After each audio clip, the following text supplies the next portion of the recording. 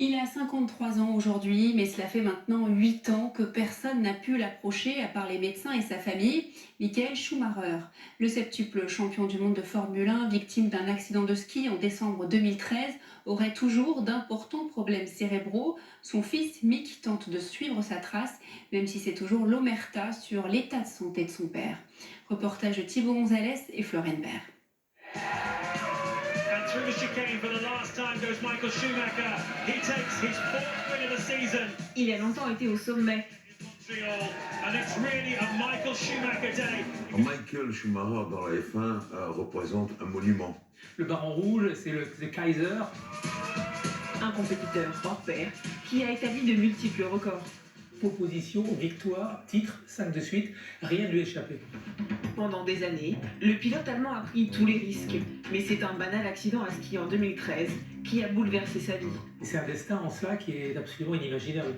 Michael Schumacher, retour sur le parcours d'un immense champion que personne n'a oublié.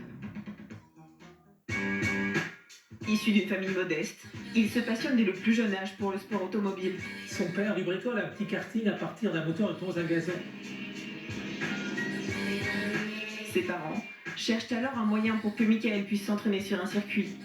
Ils finissent par tenir une petite brasserie près d'un petit karting à Kerpen. Une proximité qui lui permet de s'entraîner à moindre coût. Et à force de pratique, le génie Schumacher s'éveille. En sport automobile, le chrono ne triche pas. Quand vous avez plus vite que les autres, on comprend que vous avez un bout de talent et petit à petit, comme ça, il va monter les échelons. C'est sur le circuit belge de Spa-Francorchamps qu'il fait ses débuts dans la catégorie la Formule 1. Il a alors 22 ans. Il gagne son premier Grand Prix en Belgique en 1992. Il lui a fallu un an. Il y a des pilotes qui, au bout de 100 Grands Prix, n'en ont pas gagné un. Une performance exceptionnelle qui marque la naissance d'un futur champion. Il était inconnu avant et du jour au lendemain, son nom est là. On sait probablement qu'il sera très bon. Hors de la piste, Michael ne perd pas non plus son temps. Il se marie en 1995 avec la femme de sa vie, Corinna Betsch. Tous les deux n'ont qu'un désir, vivre loin des projecteurs, malgré la notoriété.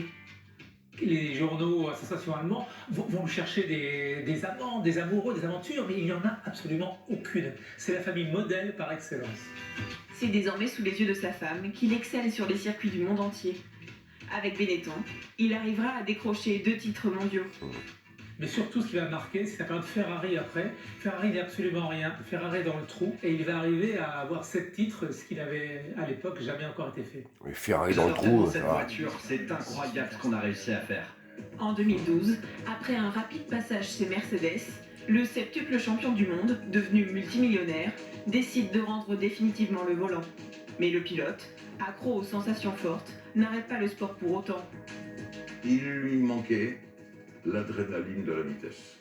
C'est pour ça qu'une fois qu'il a pris sa retraite de pilote de Formule 1 et de grand champion, il a commencé à essayer de faire de la moto. Et c'est là où il s'est fait un peu mal. Après avoir pris tous les risques pendant 20 ans, c'est dans la station française de Méribel que tout va basculer. Nous sommes le 29 décembre 2013. Il est en train de skier avec sa famille, avec son fils notamment. Il veut traverser à un endroit entre 2 pistes faciles. Il y a un caillou et il bute contre ce caillou. Il passe par-dessus le caillou et il tombe sur la tête. Dans sa chute, son casque se brise en 2. Sur cette photo, l'hélicoptère des secouristes vient de se poser sur les lieux de l'accident.